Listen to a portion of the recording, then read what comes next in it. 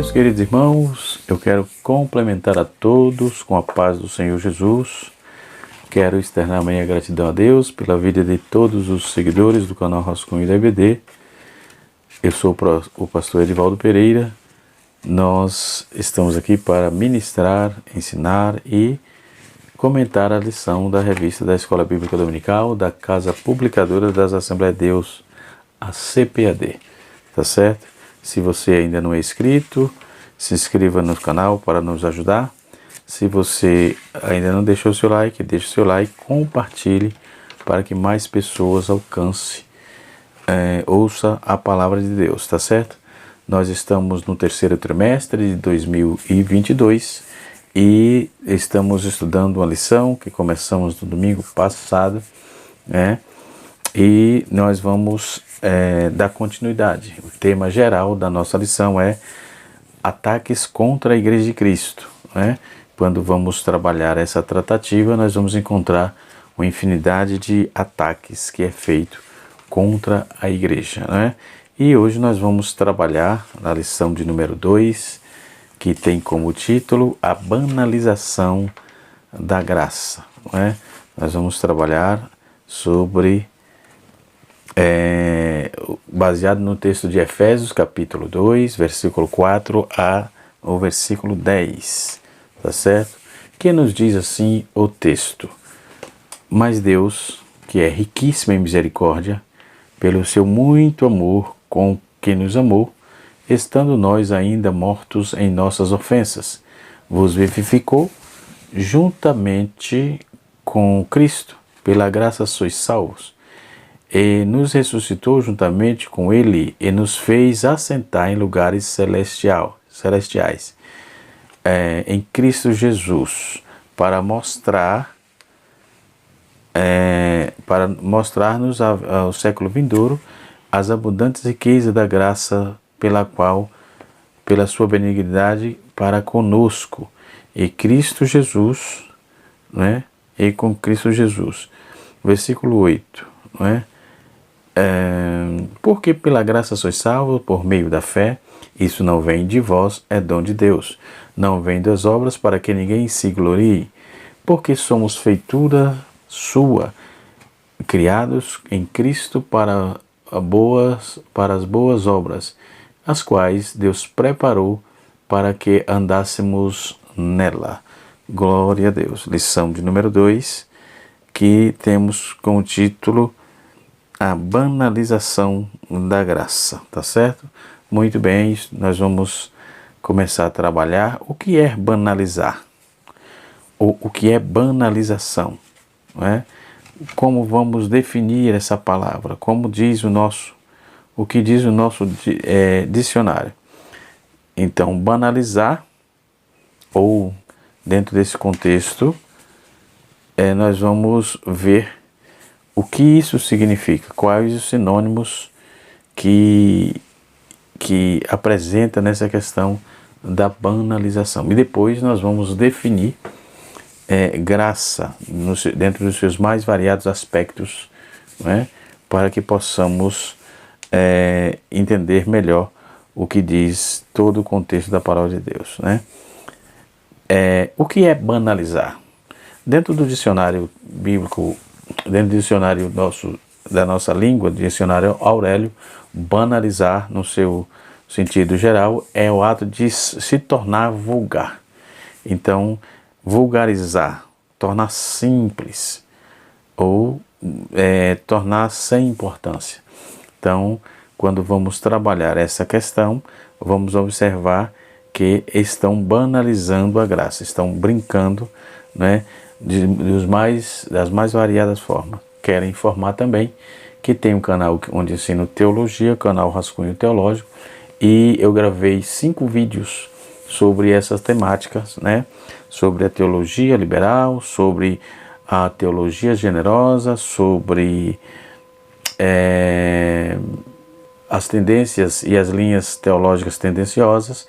Tudo isso está hoje no seio da igreja. Nós precisamos tomar cuidado para não nos enrolarmos com esse tipo de situação. Então, se você quiser dar uma passada, eu vou deixar na descrição os links dos vídeos. Você pode ir lá e assistir e ter um pouco mais de compreensão com respeito a essa temática, tá certo? Então nós vamos trabalhar propriamente dito a nossa lição, que vem nos apresentando aí de uma forma muito objetiva sobre essa questão da banalização da graça, tá certo? O que é banalizar, né? Banalizar é tornar-se vulgar, não é? Conforme já disse aqui, né? Dentro da lição, nós vamos encontrar o primeiro tópico, que é compreendendo a graça, né? O segundo tópico é a graça no seu contexto bíblico. No terceiro tópico, nós vamos encontrar a graça no contexto da reforma, ok?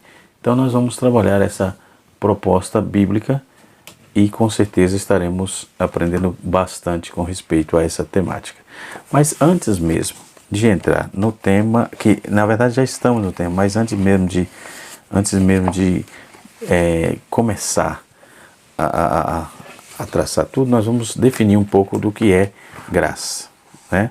O que é graça dentro do seu sentido geral, certo? Graça é um vocábulo que envolve outros assuntos, tais como perdão, salvação, regeneração, arrependimento e o amor. E como estão banalizando isso? Por exemplo, na teologia generosa, não precisa tanto esforço para se arrepender, tá certo? Porque há uma generosidade, né? Segundo essas linhas de pensamento, para salvar. Não precisa, então, esse sacrifício todo. Mas, então, pode anular a cruz, se isso for verdade.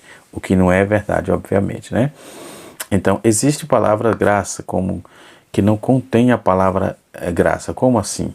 Não é? No capítulo 7 de Deuteronômio, versículo número 7, nós vamos encontrar o texto parecido com isso que eu estou dizendo, não é? Em Deuteronômio capítulo 4, capítulo 9, versículo 4 e 6, também vamos ter essas comprovações. Então, as palavras graças, primeiro é reset, que é traduzida centenas de vezes, né, como misericórdia, e dezenas de vezes como bondade, longanimidade, né? Martinho Lutero definiu a palavra como gnade, que é uma palavra germânica para a graça, né?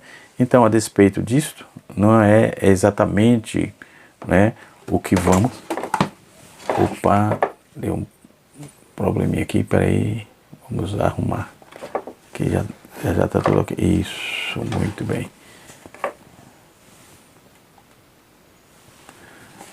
Dando continuidade aqui, né? Então, graça dentro do seu contexto, né?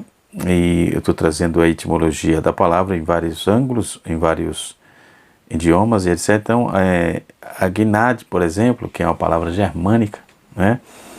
Que é traduzida como graça, a despeito disso, não é exatamente equivalente de graça, ou seja, a palavra de dois fios. Pode ser empregada acerca de Deus ou do homem. Quando empregada acerca de Deus, certamente implica em graça. Porém, quando empregada acerca do homem, né, é empregada, quando isso é empregado acerca do homem, quando é empregado acerca do homem, deixa aí subentendido que o amor constante por outro ser humano ou por Deus. Então, frequentemente é encontrada uma associação com a palavra aliança, que denota atitude de fidelidade, que caracteriza-se como hesed, nós vamos encontrar essa palavra na sua primeira citação em Lamentações de Jeremias, capítulo 3, verso 22. Quanto hesed, que é também do homem, Oséias, capítulo 6, verso 6, né? Então tem um comentarista chamado Snite. Ele sugere a tradução de amor como um pacto, equivalente mais aproximadamente a línguas modernas, né? E assim sucessivamente. Na lei, como é que a graça era trazida? Vamos ver João, capítulo de número... João, Evangelho de Jesus, que João escreveu. Deixa eu pegar aqui uma Bíblia, a Bíblia Teb, que é a que está mais próxima aqui, tradução ecumênica da Bíblia. João, capítulo de número 1,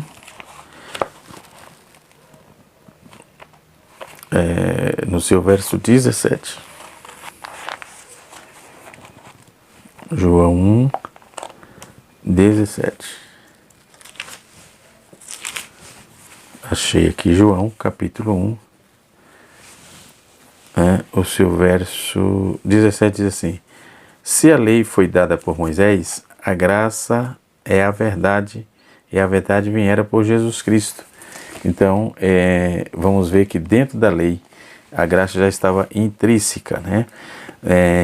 Põe a lei que aguda, essa lei que falamos é a antítese com a graça. Em Tito, capítulo 2:11, se igualmente afirmado aí que a graça entrou no mundo por meio de Jesus. Então, conforme está no texto, se pela lei foi por Moisés, a graça veio por meio de Jesus, ok? Muito bem. Isso é só para afirmar o que eu estou dizendo aqui. Então, a Bíblia frequentemente emprega essa antítese, onde empregaríamos como comparação, a ideia da promessa, né?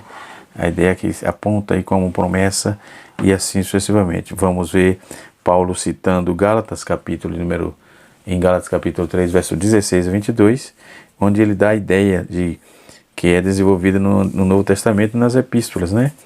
E aos Hebreus também, que fica a demonstrar que a graça é anterior à lei, pois Deus tratou aí com os patriarcas e com o indivíduo por meio da promessa, entendeu? E dentro dos profetas, como que se lida com isso, né? Dentro dos profetas, o perdão é o principal ponto de interesse dos escritores proféticos, né? Então a graça ali é aplicada diretamente ao perdão, né? Então podemos ver que dentro desses contextos proféticos, dos livros proféticos, é enfatizado sempre, é o ponto de interesse dos escritores. Então nós vamos ver Amós capítulo 5, verso 14, Oséias capítulo 2, verso 7, Oséias 6, verso 1, Oséias 14, verso 1, Isaías capítulo 1, verso 16 a 18, Jeremias capítulo 3, verso 1, 7, 12 e 14. Então os profetas frequentemente são frequentemente acusados de uma doutrina de arrependimento que pode ser a ênfase do poder da vontade humana, como se fazia o herege Pelágio. Ele trabalhava essa visão estapafúrdia, né? Também temos graça no livro dos Salmos, né? Os Salmos, no seu vocábulo rein, ela está inteiramente ausente dos Salmos, embora apareça aí nos cognatos de Hesed, que pode ser encontrado com grande frequência, por exemplo, no Salmo 5, no Salmo 23, né? No Salmo 57, no Salmo 5 nós vamos ver que tudo isso é traduzido em misericórdia, auxílio, bondade, não é? No Salmo 89 vamos ver bondade. Nos Salmos igualmente se encontra o uso o uso crescente da palavra cognata de Hesed, que aponta para piedoso, para quem é santo, para piedade e etc, né? Já no Novo Testamento, no grego, né, a palavra dentro desse termo, dentro de graça, é charis. Charis, que é a palavra normalmente usada para traduzir o vocábulo hebraico ben, rein, né? Rein é traduzido, que é graça, né? Aqui no grego é charis, né? Então o vocábulo corresponde também, mas é empregado nos próximos charisatal, ou seja, era empregado para o próximo, para denotar tanto o perdão humano como o perdão divino, porque ninguém perdoa se não agraciar, se não dar graça, se não dispensar graça, ok? Então, elos, por exemplo, representa o termo hebraico hesed, que é em sentido de misericórdia e não é usada, muito frequente, né? Os evangelhos sinódicos, por exemplo, também não se trata da palavra charis, né? Que nunca é posta aí nos lábios de Jesus, ou seja, a ideia de graça é muito proeminente. Jesus declarou que veio para buscar e salvar os perdidos, não é? Então muitas de suas parábolas, por exemplo, dos trabalhadores da vinha, Jesus ensina que Deus tem de prestar contas que Deus não tem de prestar contas a ninguém por seus atos, pelos seus dons graciosos. Dentro da palavra da ceia, por exemplo, em Lucas capítulo 14, verso 16 a 24, demonstra aí que o privilégio espiritual não é assegurado a fidelidade, a felicidade final. É o convite do Evangelho é para todos. O filho pródigo foi recebido pelo seu pai de uma maneira que não merecia. Isso é graça. Lucas capítulo 15, versículo de número 20 a 24. Então, no seu sentido geral, graça é favor merecido. Nós sabemos disso e ouvimos isso constantemente, né? Nos escritos de Lucas, tanto no Evangelho como em Atos, necessitam aí de atenção especial, porque Lucas demonstra uma flexibilidade ao tratar do assunto. Ele aparece até no sentido que não de tratar no sentido não religioso, dentro do substantivo, a favor de efeito de um homem, não é? Um homem para o outro, por exemplo, né? No sentido do Antigo Testamento, o favor é visto como um sentido dinâmico da graça, né? E assim, nas epístolas paulinas, o vocábulo graça encontra-se no lugar proeminente em suas saudações iniciais às bênçãos finais do apóstolo Paulo. Ele faz a saudação convencional, que na época era paz, ou graça e paz, não é? E ele vai fazer 8 vezes essa citação nas suas iniciais das suas cartas. Então a base da doutrina de Paulo é encontrada em Romanos capítulo 1, versículo 16, Romanos 3, versículo 20. O homem é exibido como um pecador, mas que é justificado pela graça. Romanos 3, 21. E Romanos capítulo 4, verso 25. Isso é, Deus em sua graça trata o homem, trata com o homem, embora seja culpado, como se nunca tivesse pecado. Então Deus, por sua graça, ele faz isso, né? Mas por causa da sua graça. Então, definindo bem essas questões da graça, nós vamos observar que Pedro, por exemplo, ele, dentro dos escritos neotestamentários, Pedro vai fazer uma tratativa, ele vai apresentar uma suficiência encontrada de novo dentro dos seguintes termos. Por exemplo, 1 Pedro, nos seus capítulos 1 e 2, ele salienta que a graça, por meio das variantes usuais da eleição, a herança, apresenta-nos frases em comum como graça da vida, e assim sucessivamente. Nós vamos encontrar informações sobejas sobre essa temática, não é? E nós vamos observar que dentro desse fator de graça, nós vamos ver que o termo hebraico e grego traduzido por graça envolve um certo número de significado na Bíblia. Por exemplo, beleza física com forma graciosa. Nós vamos ver Provérbios 1:9. O favor e a bondade divina para com o homem, ou então como ser humano para o outro. Gênesis capítulo 6, verso de número 8. 2 Samuel capítulo 10, verso 2. E 2 Timóteo capítulo 1, verso 9. Então, a glória futura e a vida eterna em todo o seu potencial. 1 Pedro capítulo 1, verso de número 13. O Evangelho que anuncia a graça divina encontra-se com a lei mosaica no capítulo 1 de João, verso 17, que eu já li aqui, e Romanos capítulo 6, no seu verso 14, 1 Pedro capítulo 5, verso 12. Depois vem os dons espirituais, que no grego é charismata, que também é pela graça, e as virtudes cristãs, como amor, liberdade, santidade, que também pode ser chamado de graças de Deus, concedida. Então, a edificação espiritual conferida pelo Espírito Santo também é chamada de graça, em Efésios capítulo 4, verso de número 29, e na nossa linguagem torna-se temperada com sal, quando se serve como comunicar aí a ideia de que servem para edificar, para frequentar por meio da santidade. Então, os princípios divinos da graça encontram-se com a lei, os méritos humanos através de cujo privilégio a salvação é oferecida aos homens. A misericórdia e a graça divina são dadas aos homens, e assim sucessivamente. Então, nós vamos observar que charis é uma palavra traduzida por graça, que envolve também, dentro do seu sentido, o significado de graciosidades, atrativos. Aí nós vamos ver como favor, cuidado, ajuda, generosidade, tudo isso denota-se e é fruto de quem é gracioso, não é? As bênçãos são graciosas, a favor divino é gratuito, não é? E assim, dentro desses vocábulos que vamos encontrando, nós vamos observando que charis, que é no grego, diversas outras palavras são aliadas ao mesmo termo, né? E assim, vamos para frente, né? Então, dentro desse contexto, nós vamos ver que graça, dentro do seu contexto geral, né? A graça no Antigo Testamento, a graça no Novo Testamento, e quando eu já trouxe aqui toda a temática relacionada a essa questão. Nós vamos ver graça considerada como uma oportunidade, né?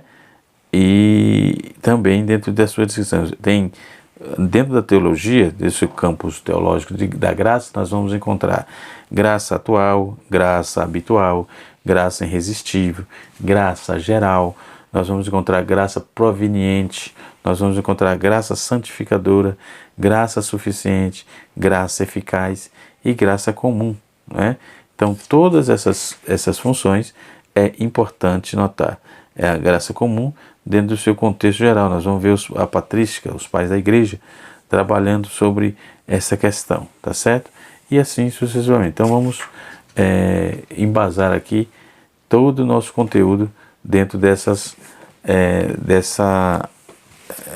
estudo substancioso. Então, dentro da nossa lição, nós vamos encontrar razões de sobra para poder embasar todo o nosso conteúdo da lição que temos para hoje, não é? Então, lição de número 2. Então, dentro desse contexto todo, a doutrina da graça é o âmago do cristianismo, né? Segundo a nossa lição, de acordo com o dicionário teológico Bacon, graça é o amor espontâneo de Deus, ainda que imerecido, para com o homem pecaminoso é revelada surpreendentemente na vida, morte e ressurreição de Jesus. Nesse aspecto, observamos que a graça é em absoluto um dom de Deus outorgado à humanidade. Não há nenhum mérito humano em recebê-la, certo? O termo graça pode ser encontrado tanto no Antigo Testamento quanto no Novo Testamento, sendo contudo mais comum na teologia neotestamentária, especialmente nas cartas paulinas, no Antigo Testamento, que é encontrada a palavra hebraica reim, que eu já trabalhei aqui logo no início do nosso conteúdo, do nosso vídeo. Então, com o sentido de favor imerecido. Agora, se alcançou o favor de ti, peço-te que me faças saber neste momento o teu caminho, para que eu te conheça e obtenha o favor diante de ti. Lembre-te que esta nação é teu povo. Êxodo capítulo de número 33, verso de número 13. Não é? Por outro lado, o termo grego para graça é charis, que ocorre cerca de 164 vezes no Novo Testamento, sendo 101 nas cartas paulinas, não é? E o restante aí divide-se nos demais livros, porque pela graça sois salvos por meio da fé. Isso não vem de vós, é dom de Deus. Efésios capítulo 2, verso 8 e 9. E assim convém aqui que vamos ver os aspectos soteriológicos da graça, né? Isto é, que ela se revela no plano de Deus para salvar a humanidade. Em primeiro lugar, graça é necessária para a salvação, né? Paulo afirma isso no capítulo 5, verso 12. Ele vai dizer assim: por intermédio do homem entrou o pecado no mundo, e por conta da entrada do pecado no mundo, a condição da humanidade caída diante do pecado é de total importância, ou de total impotência, ou melhor. O homem não pode fazer nada para se salvar. É preciso a intervenção da graça de Deus para tirar a humanidade do domínio do pecado, entendeu? Então, dentro desse contexto, nós vamos ver também todo o conteúdo dentro da nossa soteriologia bíblica, não é? Para entender um pouquinho desses conceitos da graça, ok? E assim sucessivamente. Então, na nossa lição, o tópico de número 2 diz assim, na verdade são 4, né? A graça como contexto contemporâneo. A necessidade da graça. Uma das doutrinas mais bem definida e clara da Escritura é referente à queda do homem. Primeiro, o fato a ser observado é que Adão, o primeiro homem, foi criado por um ser moralmente livre, podendo escolher o que fazer. A Escritura diz que Adão foi tentado, não é? Mas não coagindo a pecar. Ou seja, Deus o responsabilizou por sua obediência. Então, o primeiro homem, portanto, de forma livre e voluntária, desobedeceu e pecou. O segundo fato aqui é que a queda do homem produziu consequência tanto para ele como para sua posteridade. Adão era a cabeça da raça e, como tal, todos os homens estavam sob os seus todos os homens, todos os pecados dentro dessa esfera estavam sobre os seus ombros, né? E assim sucessivamente. No tópico número 3, a graça dentro do contexto da reforma.